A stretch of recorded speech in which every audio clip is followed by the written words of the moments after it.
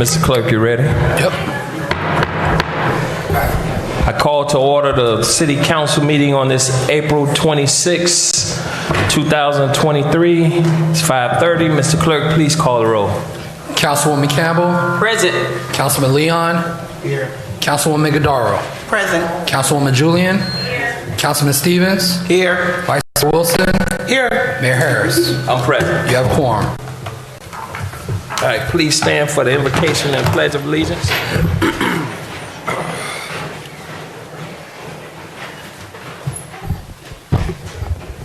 God our Father, we thank you for your grace, your mercy towards us. We thank you for your endless blessings. It is in this moment, God, we ask that you continue to bless this great city, its residents, stakeholders, and everyone that calls this city of Miami Gardens home. Father, continue to give us your knowledge, your wisdom, and your understanding as my colleagues and I prepare to discuss business that affect your people. Father, we pray that if you do all these things for us, we promise to give your name all the praise, honor, and glory that it deserves. It is in your Son's name I do pray. Amen. Amen. Pledge allegiance to the flag of the United States of America and to the republic for which it stands, one nation, under God, indivisible, with liberty and justice for all.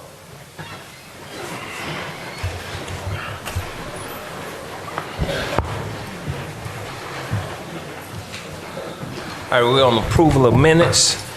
Mr. Clerk, we have minutes from April 12th present before Yes, us. Mr. Mayor, the April 12th minutes were emailed to the council and they're before you on the dais for your I need a review. motion on the minutes. Motion. Second. It's been moved and seconded. All in favor signify by saying aye. Aye. Any opposition? Showing none, show the minutes approved.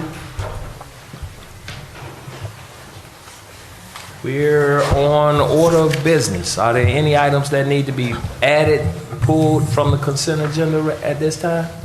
You said yes? And I have a comment to it. Go ahead.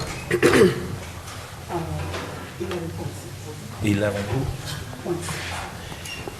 Mr. Clerk, show 11.6 being pulled by by Vice Mayor Wilson. Get it right. Also, I see we have Mr. Mayor, I'm sorry. We have a resolution 12.1. Yeah, that's under resolution for discussion. It's not on the consent. Okay. So it will be discussed. Yeah, Okay. we'll All be right, sounds discussing good. that. All right, I need a motion on the agenda. Motion. Second. It's been moved and seconded. All in favor signify by saying aye. Aye. Any opposition? Showing none. Show the agenda passes. I believe we're on special presentations. Item 6.1, Black History Month Essay Scholarship Presentation. This is sponsored by Councilwoman Linda Julian. Councilwoman? Yes, thank you very much, Mr. Clerk, Mr. Mayor. Today we are highlighting our students who participated in the Earn As You Learn Black History Essay Contest. Third place winner we have with us Jasmine Johnson, and she represents Miami Norland Senior High School. And her essay, the subject was Benjamin Crump, and we're going to allow them an opportunity to read their essay. The second place winner is Cadence Davis, and she won second place. And she attends Barbara Hawkins Elementary School, and she wrote about Shirley Chisholm. And our first place winner confirmed, but I don't think has made it as yet, and that is Eves Sandra Bernard, who attends Miami Norland Senior High School, and she wrote about Fannie Lou Hamer. And so what we'll do is we'll allow our third place winner to come up to the podium and address the mayor, council, and our residents, read your essay, and then we'll allow the same for the second place winner, and then Mr. Mayor, city council members, we all can go down for a photo. All right, take it away. Good evening. My name is Jasmine Johnson, and I wrote on Benjamin Crump. My first protest was when I was 5 years old. My mom packed me up on April 1st, 2012, and headed to Bayfront Park. The event was a justice rally for Trayvon Martin. We were fighting to get his murderer arrested, not convicted, just arrested. Leading the way was a man I didn't know, but who I would later learn much more about, Benjamin Crump, a Florida lawyer representing Trayvon Martin's family. Mr. Crump works mirrors the work of Dr. Martin Luther King Jr. and Malcolm X.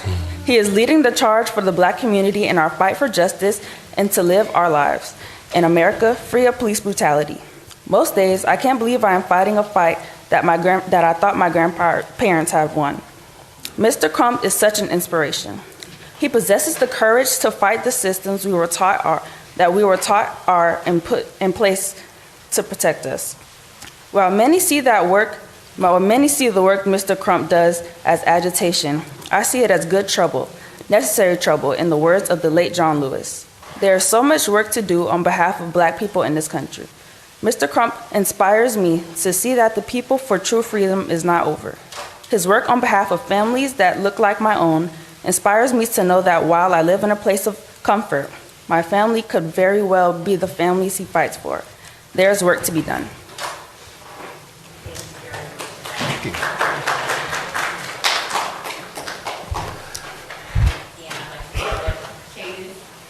Cadence Davis from Barbara Hawkins Elementary School.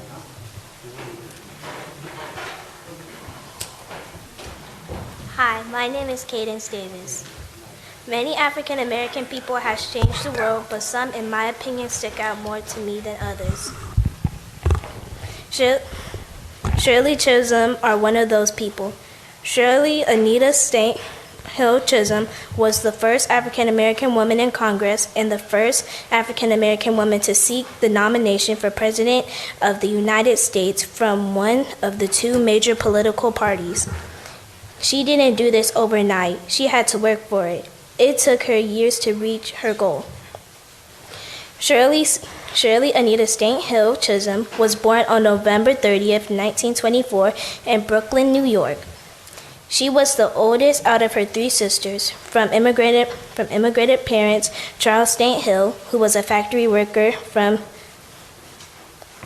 Guyana, and Ruby Seal St. Hill, a seamstress from Barbados. Shirley graduated from Brooklyn Girls High in 1942. She also graduated from Brooklyn College cum laude in 1946. In college, she won prizes on the debate team. Professors in her college encouraged her to pursue a political career. She said that she faced a double handicap as both Black and female.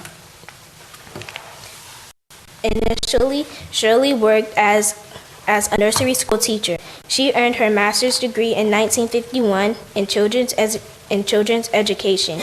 In 1960, she was self-employed to New York Division of Daycare.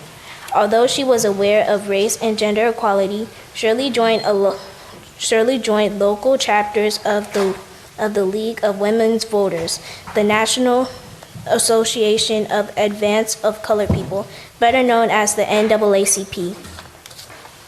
In 1964, Shirley ran for New York legislature and got the job. She became the second African American woman to become legislator. After court-ordered Prediction created a new, heavily Democratic district in her neighborhood. In 1968, Shirley looked for it and got a seat in Congress. There, Shirley introduced more than 50 pieces of legislation and championed racial and gender equality. She was a co-founder of the National Women's Political Caucus in 1971. In 1977, Shirley became the first Black woman and the second ever to serve on the powerful House of Rules Committee. In 1972, she was nominated for the Democratic Party presidential. She was unable to participate in television primary debates. After taking legal action, she was able to make one speech. Still, students, women, and minorities followed the Chisholm Trail. She entered 12 selectants, guaranteed, and 152 representative votes. Chisholm retired in Congress in 1983. She taught the Mount Holyoke College and co-founded the National Political Congress of Black Women. In 1991, she moved to Florida and later declined the nomination to become U.S. Ambassador to Jamaica due to ill health. Of her legacy, Chisholm said, "I want to be remembered as a woman who dared to be catalyst of change. Shirley Chisholm will always be a big role model for me. She never gave up and fought for what's right. Her legacy will always be remembered. I think she's a good role model for everyone, especially women." Thank you, Cadence. That was beautiful. And I believe our first place winner is here. Eves? Is Eves here? Did Eves just walk in? Eves Bernard? No? Okay. So at this time, Mayor and Council, if you would join me for a photo with our winners and their families.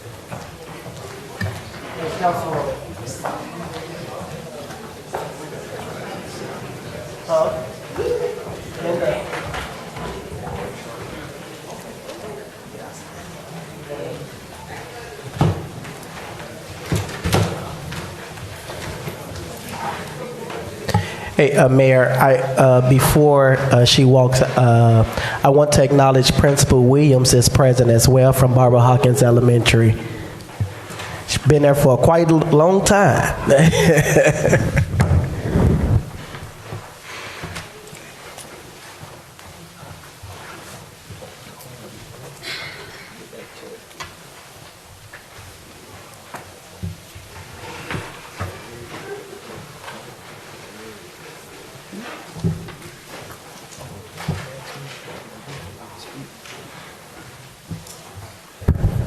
Mr. Clerk, show me being excused, and I'm passing the gavel to the Vice Mayor. Duly noted, Mayor.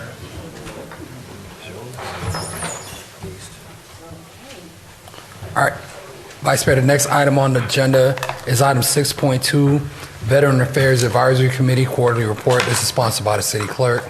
Madam Vice Mayor, I welcome Mr. Chairman of the Veterans Affairs Committee, Mr. Ziegler, up to the podium to provide the Veteran Affairs Quarterly Report. Good afternoon. My name is John Ziegler, 18501 Northwest 22nd Court, Miami Gardens. Good afternoon, Mr. Mayor, City Council members, City Manager, and others in the building. I'm providing you the Veterans Committee 90-day report. In this report, we have assisted with the renovations and gave toys to the City Innovation School located in Miami Gardens. We've provided new clothing to City Councilwoman Igodora to assist families that lost their personal belongings in the apartment fire. This project was also supported by Vice Mayor Wilson during this event. We also assisted several veterans obtain housing and financial assistance through Operation Sacred Trust. We have been providing pantry goods to the Senior Center in an effort to establish a food pantry that would not only help veterans, but many of our seniors that utilize the Senior Center. We are working with the TLC organizations, which provide food distribution, and we need your support to enhance the food pantry once fully established and under the guidance of the city and Ms. Paulette Murphy. We have relations with a variety of organizations to assist our veterans: the Jack Brewer Foundation, Sacred Trust, Honor Flights, Florida Department of Veterans Affairs, TLC organization, and Mission United, which will deliver a free farm box by FedEx directly to veterans' home once they are registered. On April 1st, we had several veterans from Miami Gardens take a free trip to Washington, D.C. to visit the memorials, and we have several more veterans flying out on May 6th. This is a free one-day trip, all expense paid, for qualified veterans of World War II, Korean, and Vietnam. We met with Chief of Staff Kevin Brown and Dr. James Poe to discuss the possibility of having some type of veterans monument or wall constructed at the new Rolling Oaks Park or at the Senior Center, which could possibly generate funds that could go towards future veteran projects. We would also like to thank Mr. Anthony Stewart for all his assistance and thank Councilman Stevens for attending our meetings. And you all have an open invitation to our meetings, which we meet the second Tuesday each month, 1 p.m. at the Senior Center. As I stated before, this is a working committee that we have. And a lot of times you have committees and they meet to meet. All of our members know that this is a working committee. We want to do the work in the community, and we want to do whatever we have to do to continue the mission of veterans. And again, our mission as veterans is to assist our community in every shape, form, and fashion. Thank you.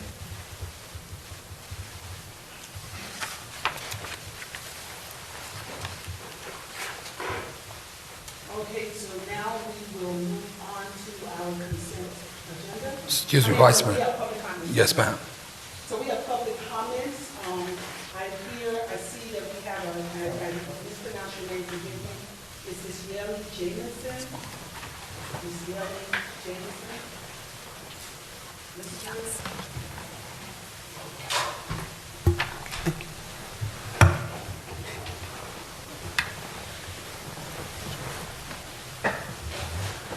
Good afternoon. Madam Vice Mayor, it's Yaxley. Yaxley, thank you so much. Okay. I apologize. Yaxley Jameson, 2261 Northwest 196th Street. My concern that I bring before you this evening is based on what Mother Nature has been doing presently and what's happening next door to the north. And we're preparing, getting ready in June for hurricane season. And my concern, my question, my proposal is it possible for Public Works to establish some sand sites for our residents to get ahead and not wait till the last minute, okay, to try to avoid the rush and get some sandbags ahead of time, because the same thing that happened in Broward can happen to us in the blinking of an eye. Thank you. Thank you. I show that there are no more public comments. Are there any that were written to you? Vice Mayor, no, we have not received any written communications. Okay, so that concludes the public comments. We have no ordinances for first reading. We have no ordinances for second reading, correct? Correct. Okay, and so now we're on to public resolutions. We have none of those. And so now, you can take it on with the consent agenda. Item 11, consent agenda. Item 11.1, a resolution of the City Council of the City of Miami Gardens, Florida, waiving all costs associated with law enforcement support for Chief Hall picnic held on Saturday, April 8, 2023, non pro tunc, providing for adoption representation, providing for an effective date. This is sponsored by Mayor Rodney Harris. Item 11.2, a resolution of the City Council of the City of Miami Gardens, Florida, recognizing April as National Fair Housing Month, providing for adoption representation, providing for an effective date, and this is sponsored by Councilwoman Linda Julian. Item 11.3, a resolution of the City Council of the City of Miami Gardens, Florida, allocating funds from Councilwoman Linda Julian's special events account in an amount not to exceed $2,000 for the National Association of Real Estate Brokers, NAREB, in paren, for National Fair Housing Month, providing for adoption representation, providing for an effective date, and this is sponsored by Councilwoman Linda Julian. Item 11.4, a resolution of the City Council of the City of Miami Gardens, Florida, urging the Florida Legislature to pass Senate Concurrent Bill 1208 and House Concurrent Bill 1037 or similar legislation to expand protection of human trafficking victims in court proceedings, providing for adoption of representation, providing for an effective date, and this is sponsored by Councilwoman Linda Julian. Item 11.5, a resolution of the City Council, City of Miami Gardens, Florida, authorizes second and final renewal of requests for qualification number 18-19-008, continuing architectural and engineering services for professional fees, $10,000 to $200,000. Authorize city manager to issue purchase orders not to exceed the annual budgeted amount to those firms listed here and providing for adoption of representation, providing for an effective date. This is sponsored by the city manager. Item 11.7, a resolution of the City Council, City of Miami Gardens, Florida, authorize city manager and city clerk to execute and attest respectively that certain lease agreement with Harley-Davidson Leasing, Inc. for law enforcement motorcycles for a period of 3 years for an amount not to exceed the budgeted total amount of $3,618.15 per month, copies of which is attached here to as Exhibit A, Exhibit B, Exhibit C, Exhibit D, and Exhibit E. Provided for instructions to the city clerk, provided for adoption of representation, provided for an effective date. This is sponsored by the city manager, and that is your consent agenda. Okay. Can I get a motion? Motion. So moved. All right. All in favor signify by saying aye. Aye. Okay. None opposed? A motion passes unanimously. All right, we're now on to item 11.6. A resolution of the City Council, City of Miami Gardens, Florida, awarding contract solicited under invitation to bid, ITB and parent number 22-23-014, Little Control and Collection Services to SFM Services, Inc. as primary vendor and B Green Tree Service and Landscaping, Inc. as a secondary vendor. Authorizing city manager to execute agreement for this purpose, provided for adoption of representation, providing for an effective date, and this is sponsored by the city manager. Okay, I pulled this item because for me, as councilwoman, especially in residential seat 4, and how I feel about keeping our city clean. It's a huge and extensive priority for me. And so I am glad, Mr. Benson, that you are, responding to those concerns by adding to the services that we are providing to ensure that the city is kept clean at all times, right? However, there's a caveat to this that I would like to have a discussion about, and I'm not certain where this is going to take us. One of the things that concerns me about keeping the city clean, one is about how well our businesses keep their businesses clean. And I'm going to speak primarily in my area, when I go into the plaza where Lorna's and Polo Tropical is and all of that kind of stuff, I'm upset most of the time. The stop signs are down, cans are left open, the lawn is unkept, the construction signs are left alongside of the property for extended periods of time. The lighting at night is not sufficient. And that's just one of several businesses throughout my district that it appears to be either a tremendous amount of neglect based on the tenants or a tremendous amount of neglect from the owner of the facilities, or whatever the case may be. I don't know that it's my responsibility to figure out which it is, but it is my responsibility to try to figure out how we can resolve this issue. And if it was just one plaza, we could probably focus differently. But there appears to be an idea that the way you can operate in Miami Gardens is not to keep your business up to par. The trash cans, if I could talk about the truck stop on 167th Street and 27th Avenue. The trucks are everywhere. Garbage cans are not in their bin. The sidewalks are not pressure washed. And it is an endless process for me where there seems not to be a sense of obligation or compliance. And I know that we have our code enforcement division, and we've talked about that. But I think that probably we have to get to a heightened level of operation.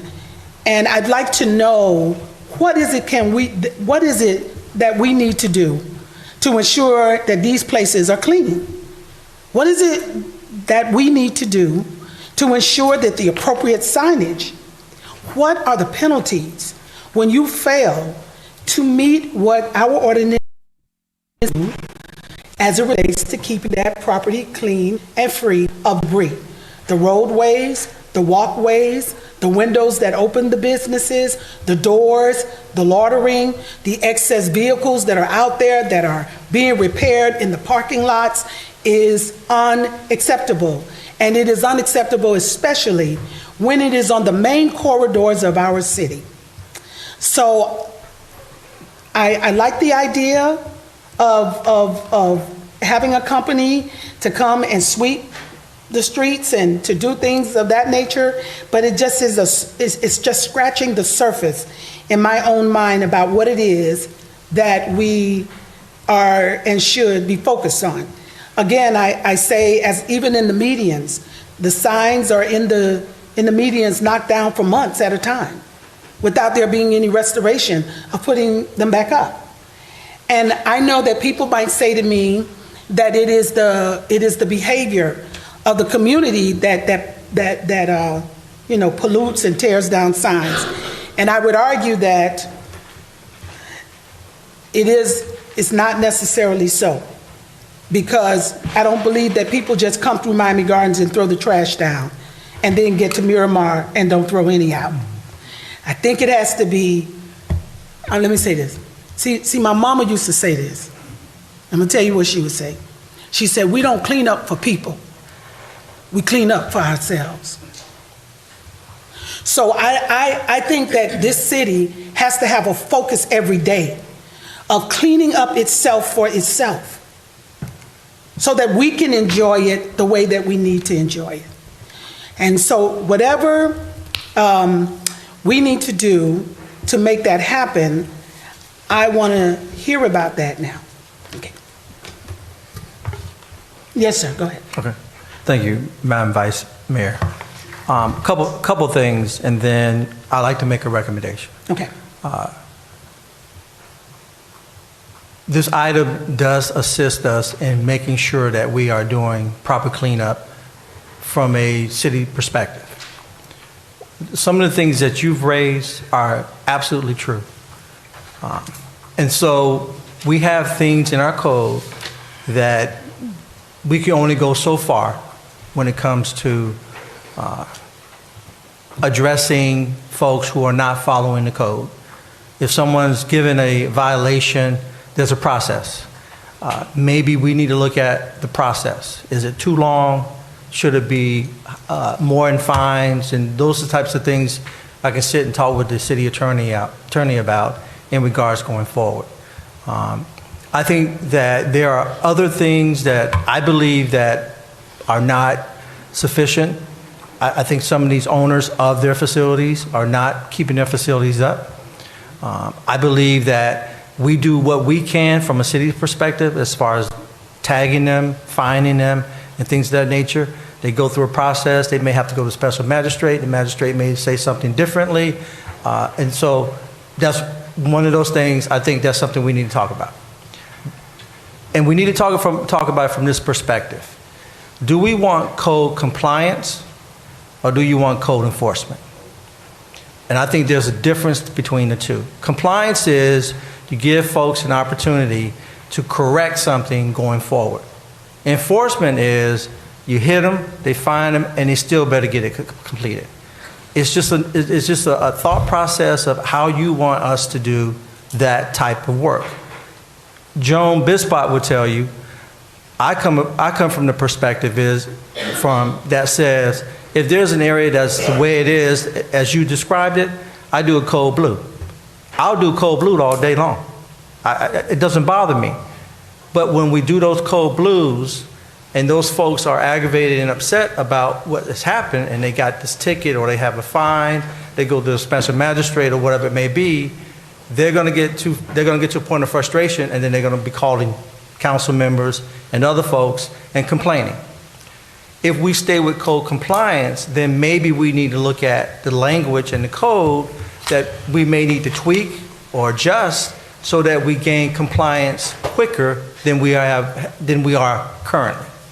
So I think there are a number of things that we need to discuss collectively as you as policymakers and us as administration that will sort of determine the thought process and the attitude we're going to have when it comes to code enforcement, code compliance, getting the businesses in the loop as to what they should be doing, what they shouldn't be doing, and the things that they should be responsible for so that we eliminate some of these issues. I would suggest that if we want to do that and have a conversation, maybe we have a workshop that discusses those things, we bring forward all that information, and then based on that workshop and the direction the council may want to go, we can bring an item that may address the adjustment to the code and or the philosophy going forward, code compliance versus code enforcement. Okay. All right. Are there? Yeah. Go ahead, Councilwoman. Okay. Thank you, Madam Vice Mayor. To add to both points that were made by the Vice Mayor and the City Manager, maybe we can do a combination of both if it's doable, you know, compliance and enforcement. And then I agree with what Vice Mayor is saying because I'm still looking at shopping carts. I'm tired of it. We put something in place, but they're still all over our city. It's an eyesore. You know, we got to do better, and we have to be the ones that do that, police ourselves. So I'm in agreement with both statements. If we can do both, let's do it. Let's send a strong message so that people know that we're serious about the cleanliness of our city and the direction we're going in and what we're not going to tolerate. We have to send that message. So that's all I had to say about that. Thank you. Madam Vice Mayor. Yes, sir. Thank you. I agree. And I think maybe a workshop will be in order because there's a lot to unfold in this conversation. But I will say I want to make sure that we don't lose focus when we talk about code enforcement and code compliance, because right now, in my opinion, we need to be enforcing the code to these businesses. I think we do a great job with notifying the residents, but we don't do a great job with notifying the businesses.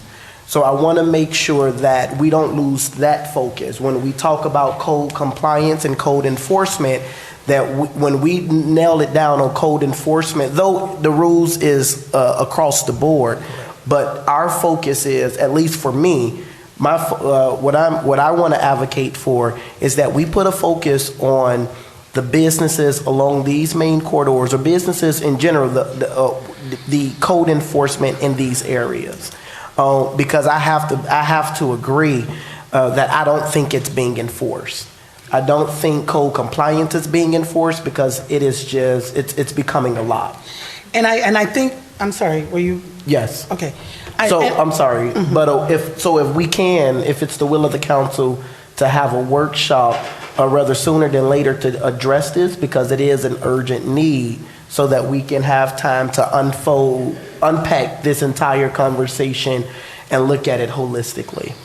Okay, I'm all for it. I'd like to just go back a little bit and be able to say from this dais right now, immediately, what can we do in the form of a resolution and or a motion to say that businesses that have operated in the city of Miami Gardens for 3 years or more is no longer in a compliance state, but they are in an enforcement state.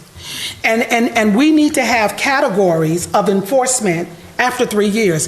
Things like cutting the yard, removing trees that are dead along the highway, things like keeping or allowing construction signs to remain in bushes.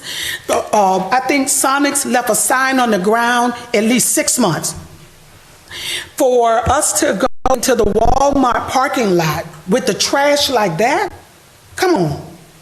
There has to be a way in which the cleanliness of a business, the general maintenance of that business ought to be enforced immediately.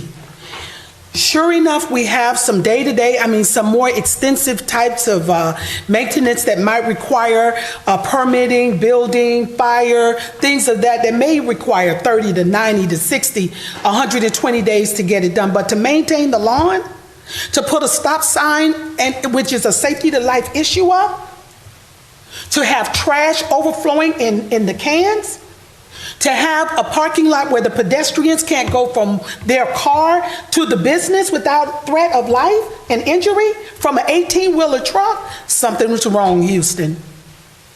I don't know that requires a workshop. That requires immediate attention. And if our ordinances are not going to or don't reflect that, we need to amend them. And so they should be brought to us now, because something has to be done. We just went through a workshop where we're going to build multi-million-dollar businesses, multi-million-dollar homes. People who spend that kind of money don't live in filth. They don't. And there was no reason that we are urging people to become pedestrians, that they are dealing with trash and litter along the highway. If I may respond, Vice Mayor? We did draft an ordinance back in February. We did send it over. We didn't receive it. But one of the things that I suggested to you, because I know you wanted to put a three-year limitation on businesses, I think that what you should do is just, no matter when the business was in existence, that you just don't give warnings anymore. Because the statute requires we give them reasonable notice and time to comply. That's statutory, so we can't change that. Now, what is reasonable? It doesn't always have to be 30 days, which is what we kind of generally use now. Sometimes reasonable is 15 days, sometimes it can be less. So I drafted it the way you wanted it, but may I suggest to you that if you really want to put some teeth in it, that you require that they don't give any warnings to businesses for items relating to the grounds. So I can amend it to do that. Okay. But we have to still give them reasonable notice to comply, because that's really what we want ultimately. Now, will you also share that once it's amended with the city manager? And we'll go through it together in agenda prep. And we'll bring it forth. Yeah, I'll amend it and we'll send it to both of you and we can discuss it. Okay. Point of order. Vice Mayor. Go ahead, Councilwoman. So just to kind of on the piggyback, I agree with the no workshop. Okay.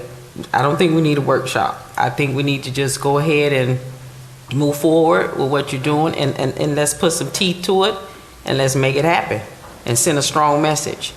And then I think we won't see the filth that we're seeing amongst our businesses.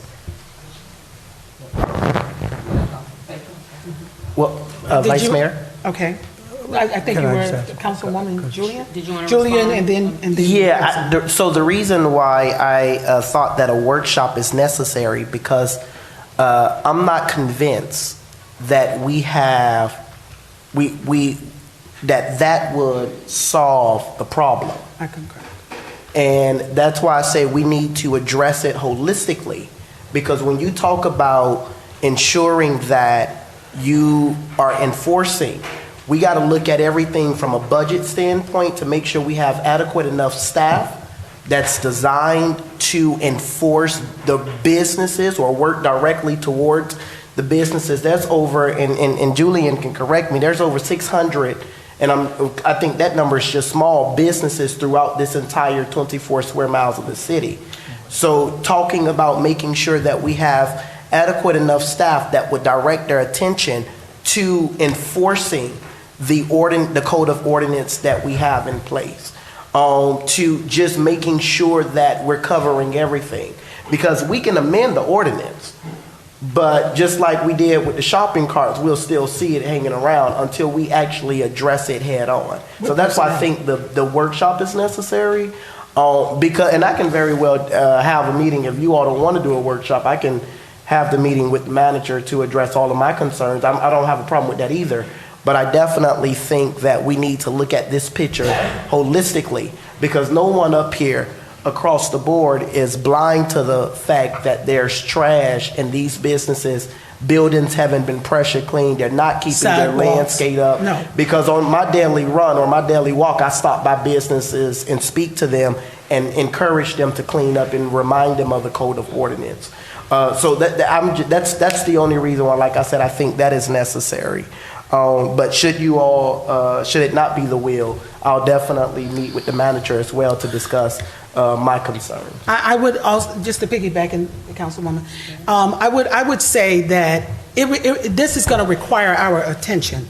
And I agree, because systemically, we've got to look at how, as our city celebrates its 20-year anniversary, that systemically, maybe we need to look at how we're operating, period.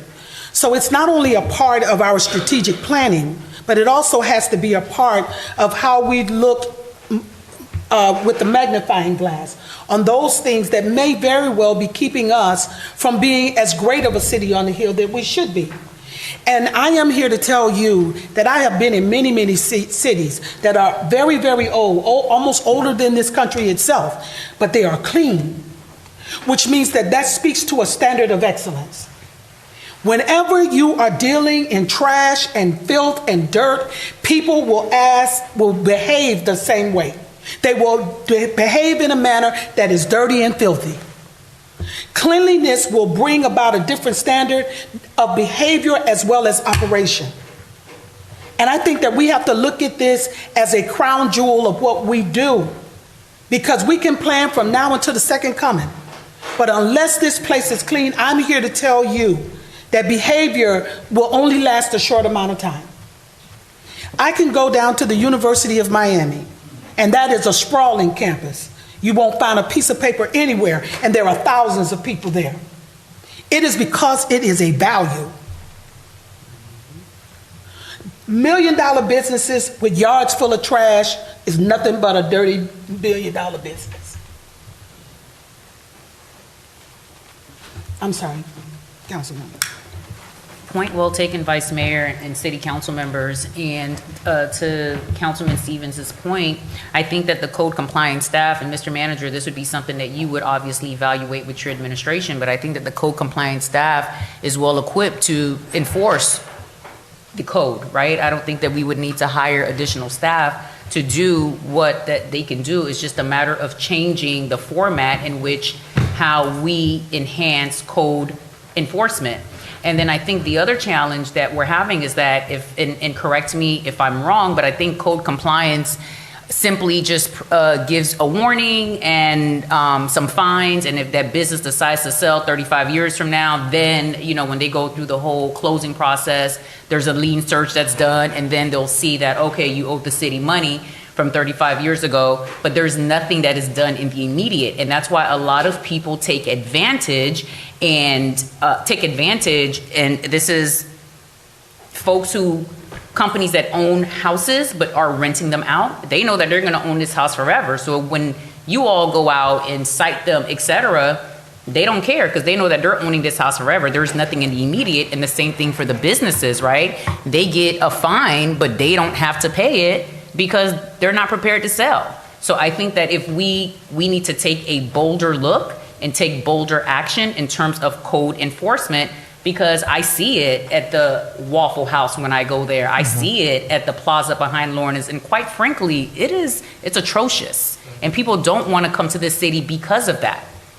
And if you are serving food in a restaurant and the back of the business looks like that, or you are running a business and the back of your business looks like that, for me, that is a turnoff, and I'm gonna drive away. So I do think that we should take a bolder look in enforcing the code and providing an immediate solution to the problem, and not something that is just tacked on. And if they don't sell, it won't be resolved. And if they do sell, it's years down the line.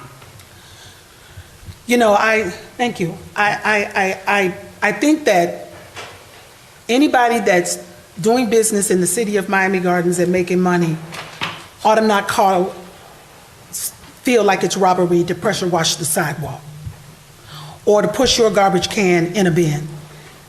And I think, and it offends me that I have to tell you that that's what you want to do. Because I find the Walmart here and the Walmart on Sterling Road is real different. Same University Drive, but it's real different. So either you got, Am I correct? So I would like to say this also. I do believe that when it comes to businesses, we need to enforce it. Because the experience of the visitors that are coming into this city, they are not going to spend a dime in a dirty place.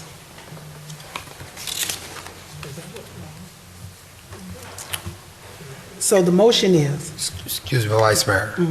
Sorry to interrupt. We do have a resolution on the table. I know it's along this item, but we haven't gotten a motion on okay, that we haven't item. voted on the resolution. Yes, ma'am. Okay, so are there any other comments regarding this? Okay, so then we're going to vote on the motion, on the resolution, I'm sorry. And then if there are any other motions or regarding the workshop, then we'll do it then, right? Is that how that If you don't goes? mind, if we could just handle the resolution, and I can tell you what I got from my notes on the council, and then we can move forward from there. So if we Okay. get a motion on the resolution. Okay. Motion. Thank you. All in favor signify by saying aye. Aye. Okay, any opposed? Okay, motion passes. All right, Vice Mayor, according to the deliberation of the council right now, it's the consensus of the council that the city attorney go ahead and work on the ordinance as described with regards to the notice period. She'll collaborate with the manager on that and also with you. And the only thing we haven't gotten was a consensus on whether to have the workshop, because I believe some members says they were not interested on the workshop, some said that they were. Vice Mayor, Yes. we don't need a quorum for a workshop. No, we can do a workshop as a sunshine meeting. Yeah, we can still notice it.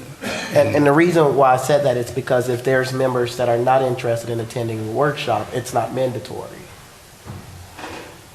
I didn't even understand why the quorum was talked about.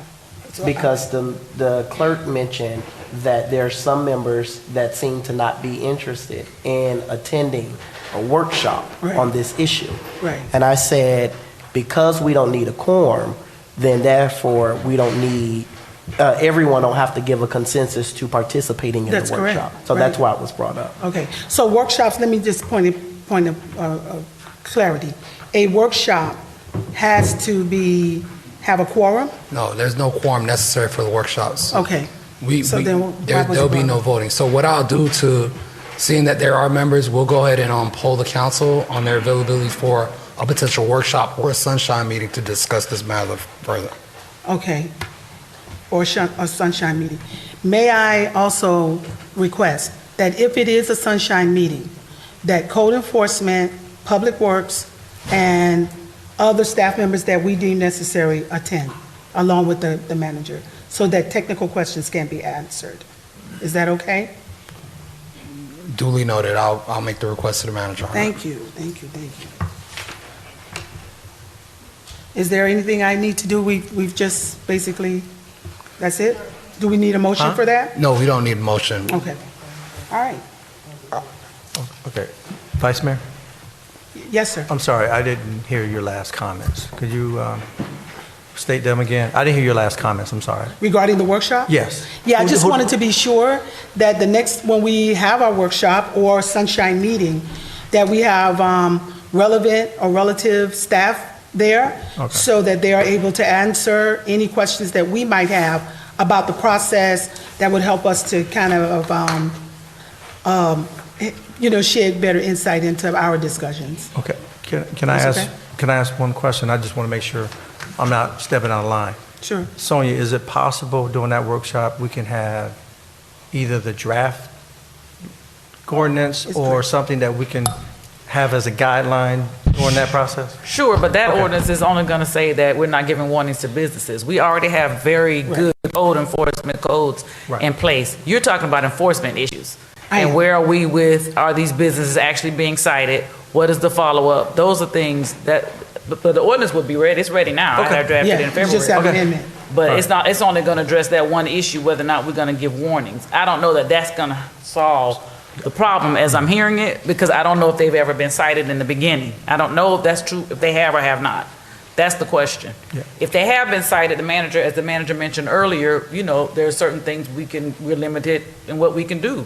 You cite them, you need it. But we're looking at some other things because, I don't even know if the plazas themselves are required to have certificates of use in the city. If not, that's one thing we need to be doing. Because as we know, the individual businesses have to have certificates of use. Certificates of use gives you a certain authority. You can't hold back their occupational license, but you can hold somebody's certificate of use for failing to comply with your codes. So that's one of the things we need to make sure. Are the actual plazas being cited? If so, that's a tool. So we can talk about all that stuff in the workshop. Okay. Too. Okay.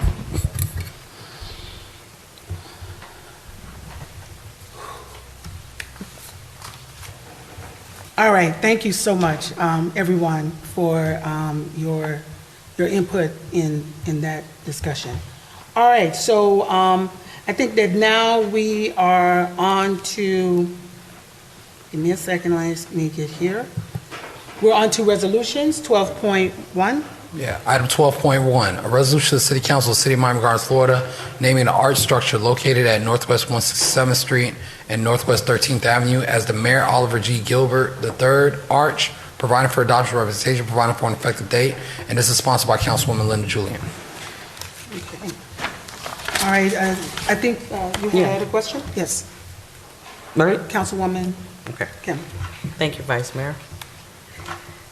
I think I have two questions on this item. The first one, I don't know if my colleague can answer the question, or maybe Madam Attorney, is the arch, is it, where's my notes? Okay. Is it in a historical structure, the arch itself? I can answer. And then I'll defer to the attorney so she can confirm. But I'm sorry. Councilwoman, to answer your question, no, it is not. We did the research, and the research is showing that it's not a historical structure.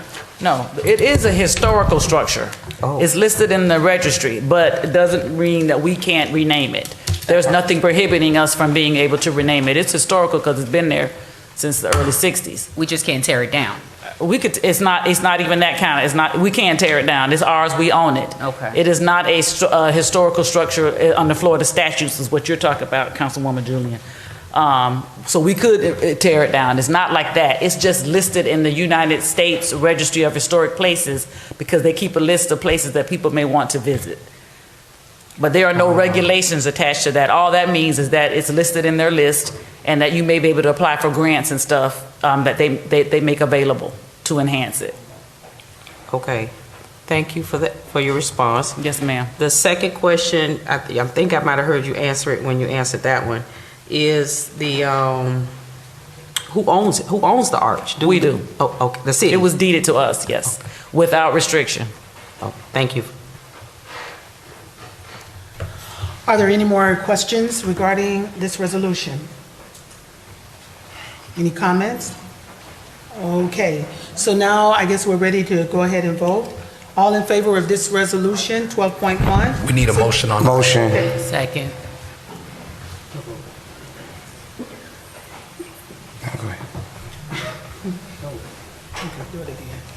All right.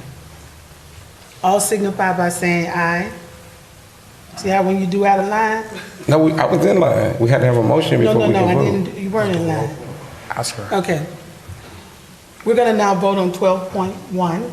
All signify by saying aye. Aye. Any opposed? Okay, motion carries for lack of opposition. Thank you. All right, Motion carries 6-0. yes. 5-0. 6-0. Oh, 6-0. Thank you. Sorry. Okay, so, There are no items on the quasi judicial Right. agenda disclosure. We're now on to the reports of the city manager, city attorney, and city clerk. that's right.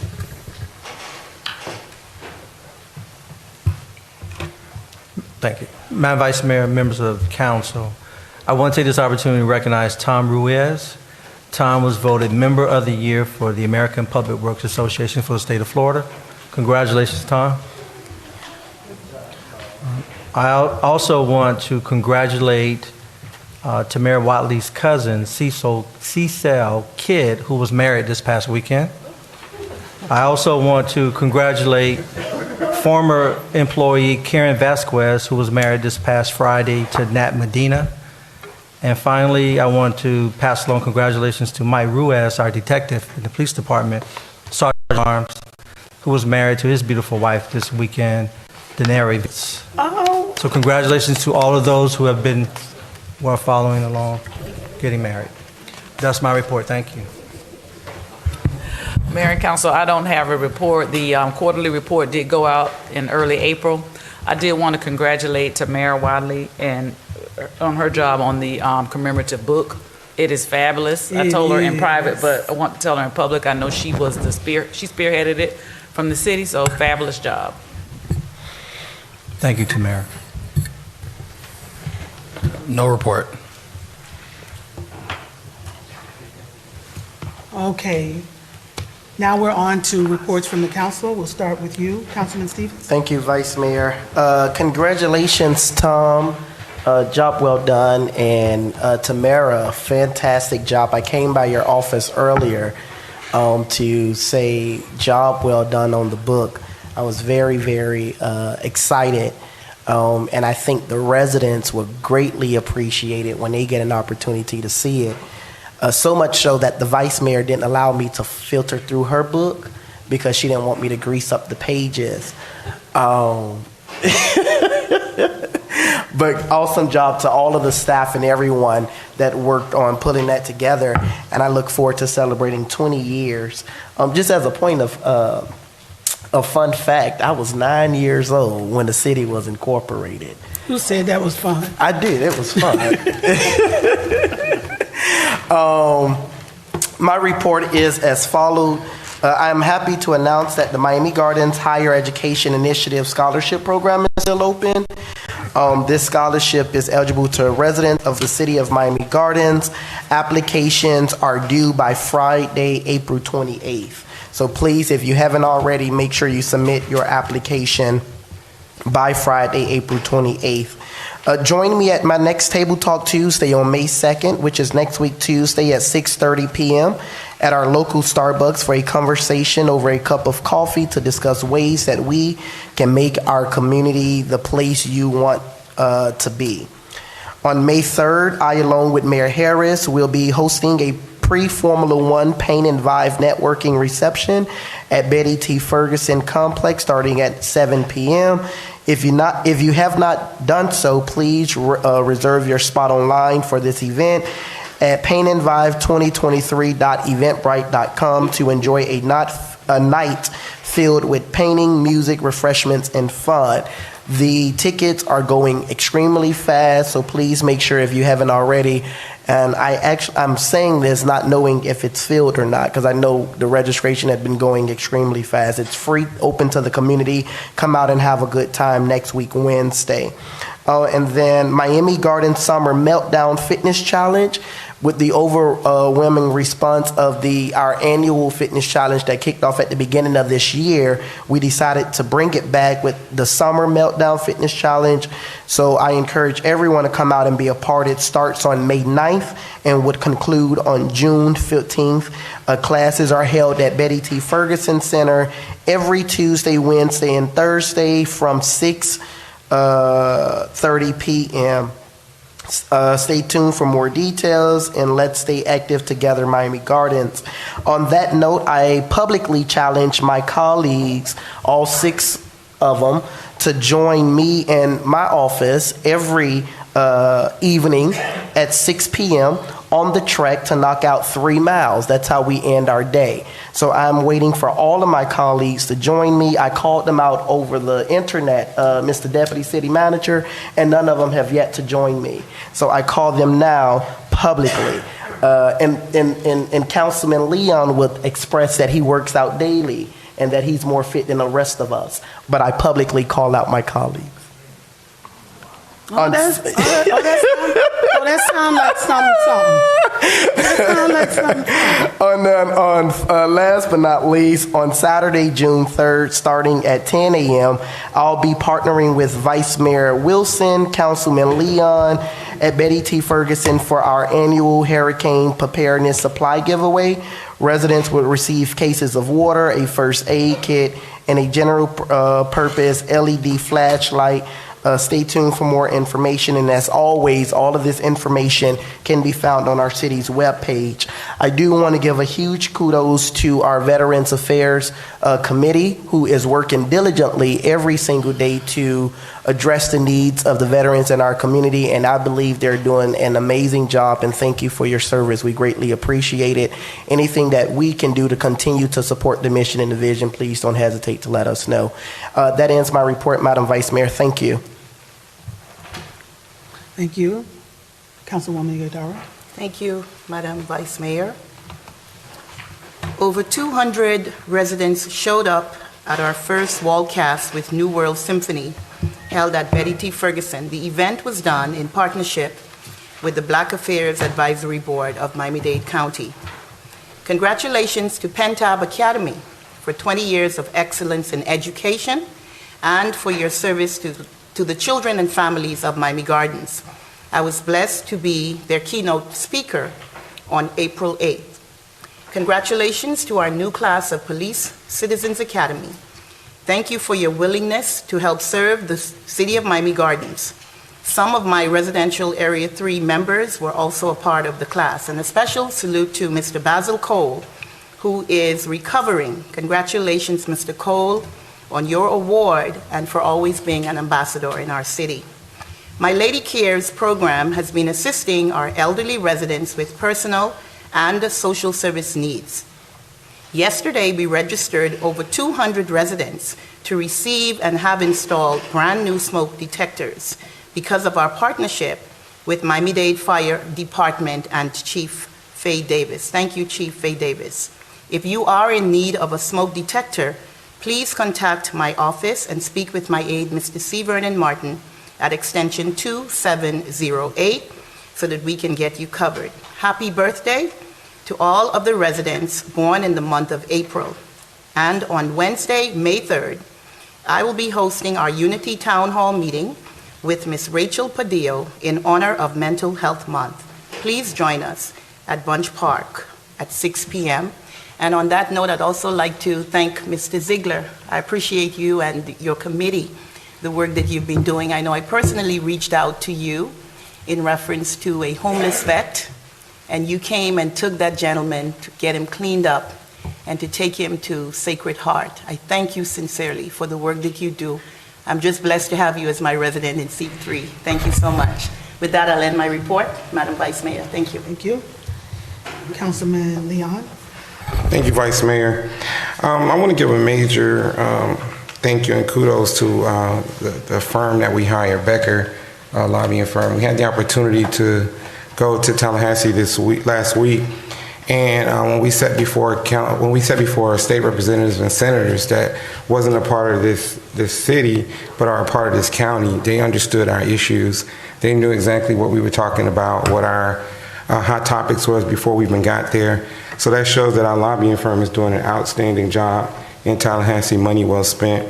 I also want to thank Assistant City Manager Vernita Nelson for being there with us, going through each person's office. And again, talking points on point. People were very receptive to what we got going on in Miami Gardens. They're very supportive and willing to help. So kudos to that.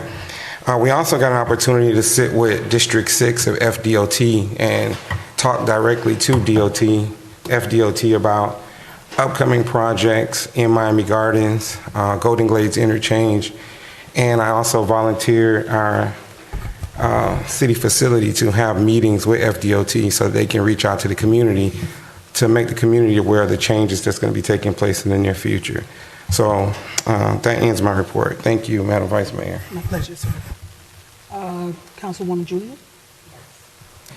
Thank you, Vice Mayor. I'll be really brief. This past Saturday, we had a great Earth Day. Thank you to Public Works, Live Healthy Miami Gardens, and the Miami Gardens staff. It was great to see that we as a city have renewed our commitment to preserving our environment and our planet.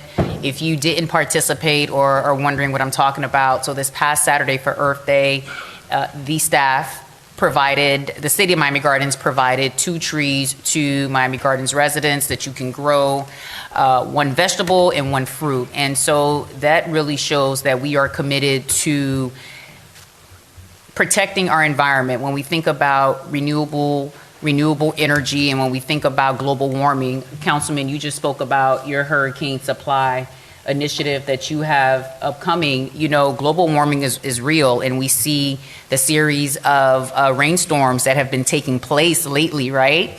And one of the residents spoke earlier about, you know, being ahead and being prepared with sandbags, et cetera.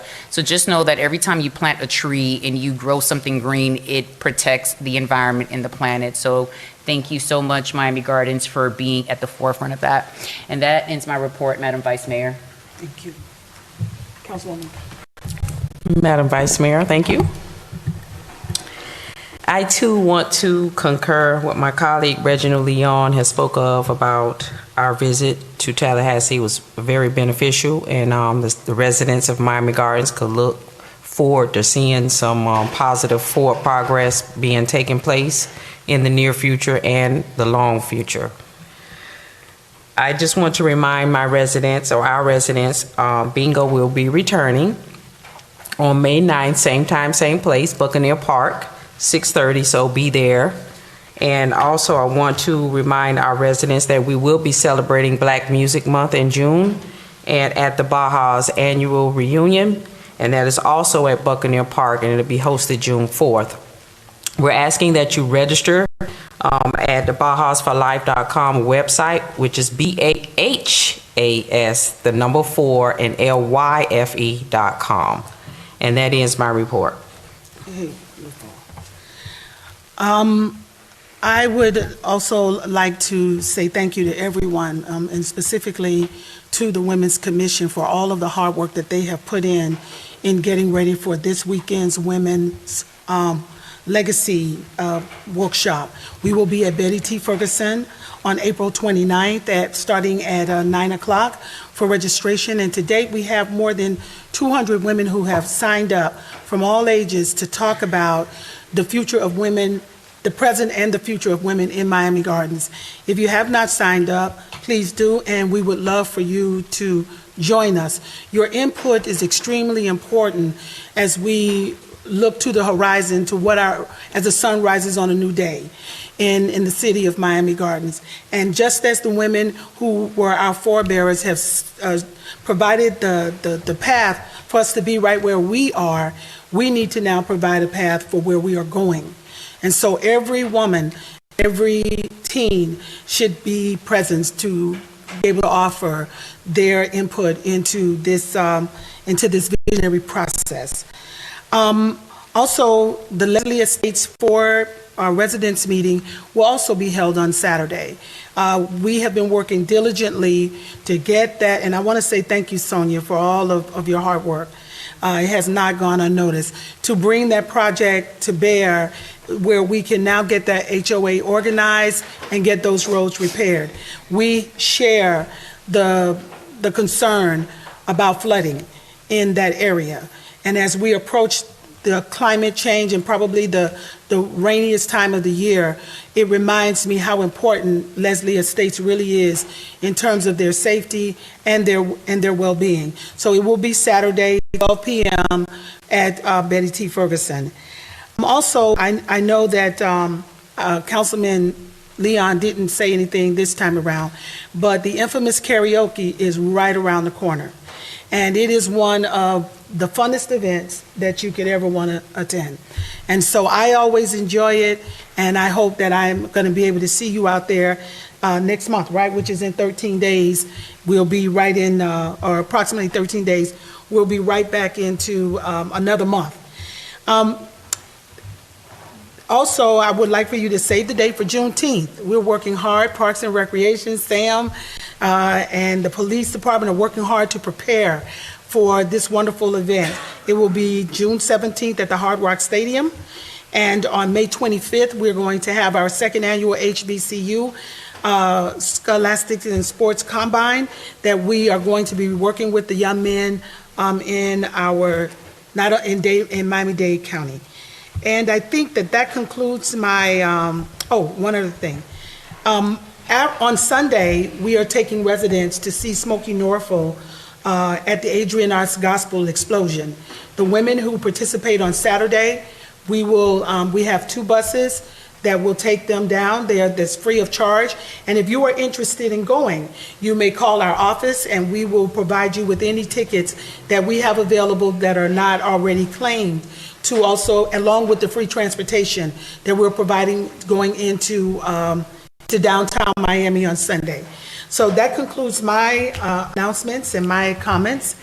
Is there anything else for the good of us all? Yes, Vice Mayor, I forgot to mention one thing. So tomorrow, my office, in celebration of Arbor Day, I am hosting a tour of City Hall to educate a group of 3rd and 4th graders from Bunch Park Elementary, so that they can understand the role of government.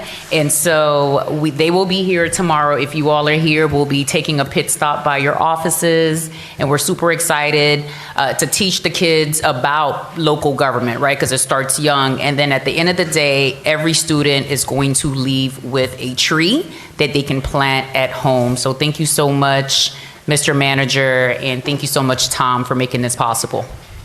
And that concludes my report. Okay. And so can I have a motion? Motion.